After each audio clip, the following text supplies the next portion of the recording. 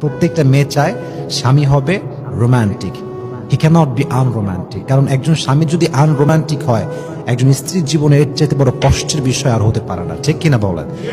স্ত্রীর জন্য সবচেয়ে বড় এক্সপেকটেশন হচ্ছে তার স্বামী হবে রোমান্টিক। কারণ মেয়েদের নেচারটাই হচ্ছে এরকম, তারা পুরুষকে রোমান্টিক দেখতে পছন্দ করে, আনরোমান্টিক দেখতে পছন্দ করে না, খ্যাত দেখতে পছন্দ করে না।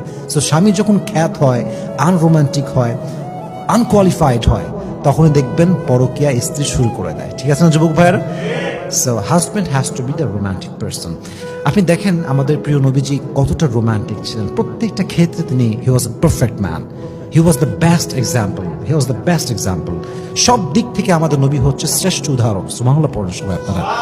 নবীজির স্ত্রীদের সঙ্গে ব্যবহার ছিল অলওয়েজ রোমান্টিক, কথা বলতেন হাসি দিয়ে, কমিউনিকেশন ছিল সুন্দর, কখনো রুড হতেন না, সবসময় রোমান্টিক ছিলেন।